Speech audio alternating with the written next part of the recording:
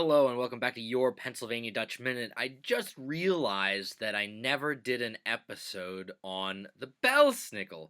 Now, in the other series that I do on YouTube called Ask a Pennsylvania Dutchman, a couple years ago, Chris and I tackled this topic because someone wrote in a question, and we took a funny look at the cultural story that is the Belsnickel. But that's that, and I think it was important for me. It's almost Christmas to talk about the Belsnickel here on this from a little bit more of a more serious educational aspect than what Chris and I have done in the past. And I'll link our previous video at the end so you can check out that to see if you make you laugh or whatever. But anyway, the Belsnickel, for those of you that grew up in Pennsylvania Dutch culture, I'm sure you've heard the term before. Maybe even some of our older viewers actually remember someone being the Belsnickel. But for those of you that have no background knowledge or only know something from The Office episode, which I'll talk about here, we need to give you the real story, the real deal, so to speak, about the Belsnickel. So the Belsnickel, or Belsnickel, you'll hear both pronunciations in Pennsylvania Dutch country, is our version of our Christmas gift giver. And it is a tradition that we brought with us from the old country, from the Rhine Valley to America in colonial era. And luckily, it's a tradition that has not died away. So the Belsnickel, as said, is our Christmas giver. Back in Europe, every region of Germany and of Switzerland and Eastern France have their own version of Santa Claus. Of course, we as Americans are familiar with our idea of Santa Claus, the jolly elf coming from the North Pole with his flying reindeer. But among the Pennsylvania Dutch, that wasn't our original gift giver by any stretch of the imagination. And the same was, back in Europe.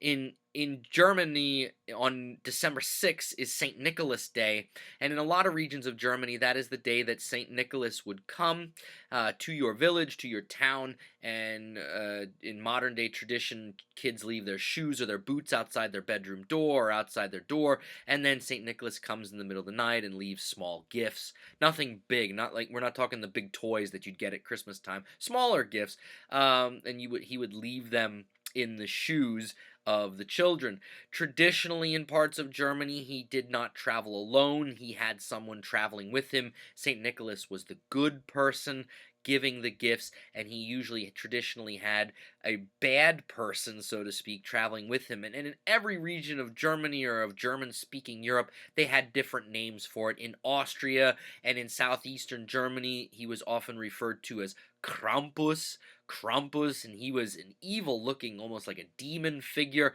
who would, hurt or whip or hit the kids that had been bad throughout the year, and St. Nicholas then would have, take care of the good kids. And in the Rhine Valley, in the regions of Germany where us, the Pennsylvania Dutch, where we come from, we didn't have Krampus, but we had a figure similar to that by the name of, and again, it varied from region to region, whether it was the Belsnickel or the Pelznickel. In Holland, in the Netherlands, they have Zwarte Piet, Black Pete, who travels with St. Nicholas. And, the idea is the same, just with different names across the cultures. In that area of Germany where we come from, the Belsnickel was a man who wore pelts, furs, hence the name. Pelts in standard German was the word for a fur. So it was the fur Nicholas, Nickel, getting that from St. Nicholas, of course. And he would come visit your house, actually in person. This idea of him sneaking in at night while kids were sleeping, coming down the chimney, that all comes from Clement C. Moore's "'Twas the Night Before Christmas," or A Visit from St. Nicholas, or whatever the original title was. And, this idea of the St. Nicholas, the Santa Claus that we know, comes from Thomas Nast's illustration. Thomas Nast was a Pennsylvania Dutchman, or a German immigrated to Pennsylvania in the mid-1800s, who designed that very first modern-day Santa Claus. But this tradition has been there for hundreds of years of someone coming and bringing gifts around the time of Christmas. In some parts of Germany, St. Nicholas comes on the 6th of December on St. Nicholas's feast day, and then on Christmas, the gifts are delivered by the Christ child or by an angel who helps the Christ child. So, it's really regionally different throughout modern day Germany, the area where our ancestors came from. And it can vary from state to state, from town to town. But the idea of a man dressed in furs, who would come to your house and actually interact with the children is the tradition that we and our ancestors brought with us to the United States, to colonial America. And as he developed, and as this story developed here in the New World, in our adopted home here in Pennsylvania, you would have a man in your local town who would dress the part, usually wearing some, fur-clad coat. He would usually disguise his face, maybe a big beard, a hat. But he always carried with him two things. In one hand, he had a bundle of sticks or a switch, and in the other hand would be his bag of small toys or gifts, not necessarily toys, but gifts. And he would go door to door in your village. And the thing that I think is really neat about our tradition is that the little kids, when the Belsnickel came to visit, it was expected of the little children to greet the Belsnickel in their home and recite a poem or recite something that they'd learned in Sunday school to show that they had been, studying hard and working hard throughout the year. And the thing of it was that the guy was local.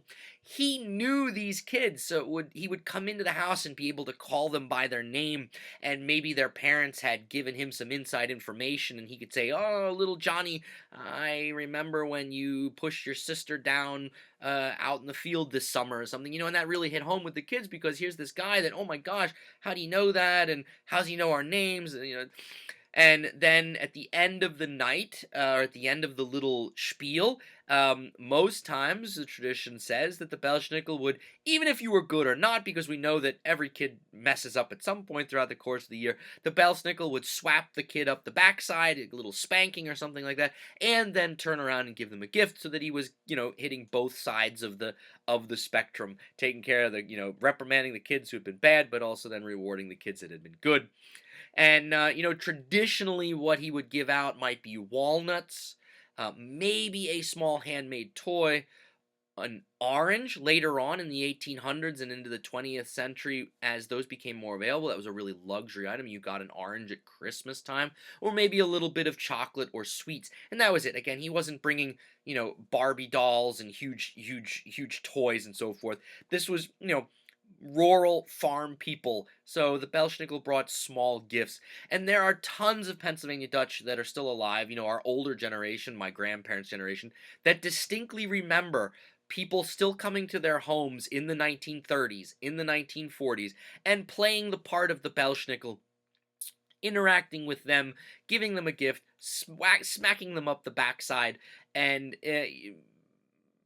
it wasn't until, post World War II, where this tradition really starts to die out in Pennsylvania, where you don't have people playing the part anymore and going door to door.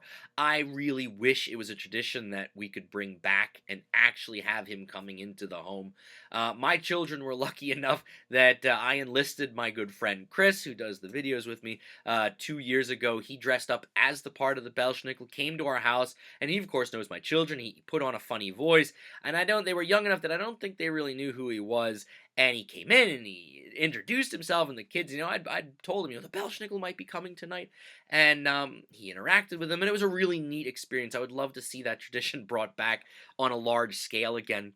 I have to give a shout out to my good friend Patrick Dunmoyer, who's the director at the Kutztown, Pennsylvania German Cultural Heritage Center. Every year at their Christmas on the Farm celebration, he dresses the part of the Belschnickel, and he plays it really well. He goes around as to everybody that's there, and he greets them and says, "I'm the Belschnickel. Have you been good or not? Have you been naughty or good this year?" Carries his switch in his hand and has his face all painted up in his fur coat, and he included deer antlers into his costume, which I think is a really neat touch. And my good friend Rachel Yoder, who's a folk artist, she has done a lot of artistic representations of the Belschnickel in various pieces that she does. She does a doll that you can buy through her website of the Belschnickel, or pieces of art that she creates for with the Belschnickel theme that you can purchase. So it's not gone, and it's still there. I think it's one of for me, I think it's one of our most important parts of our culture. It really set us apart from a lot of the other immigrant groups in colonial America.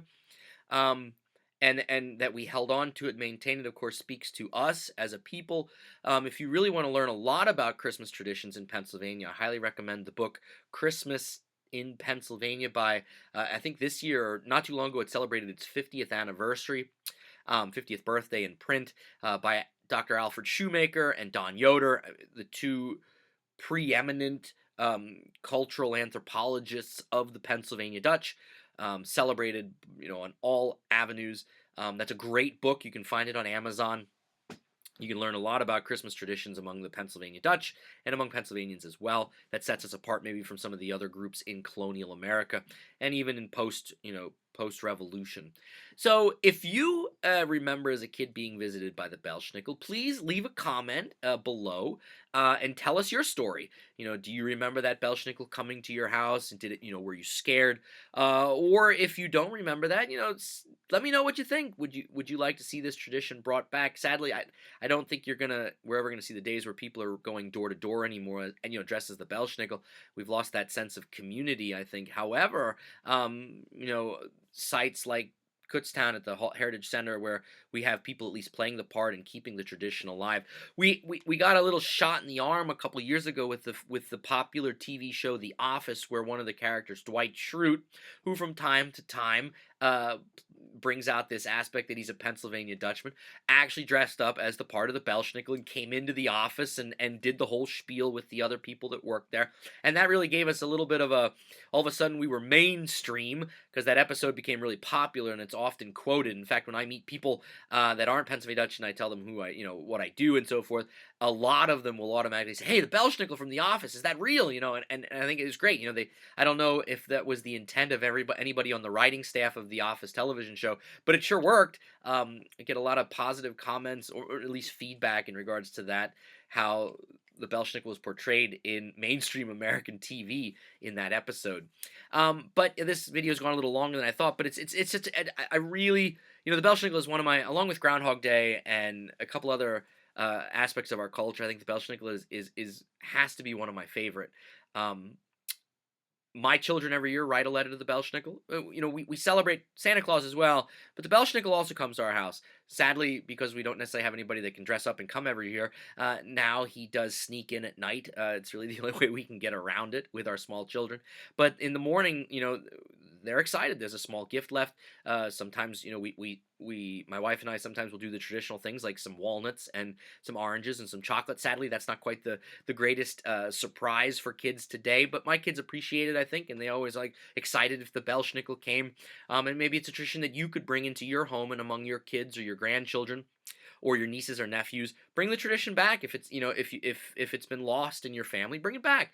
There's tons of images out there online now that you can show kids and tell them about the Belsnickel. He's alive and well. He is alive and well, I think.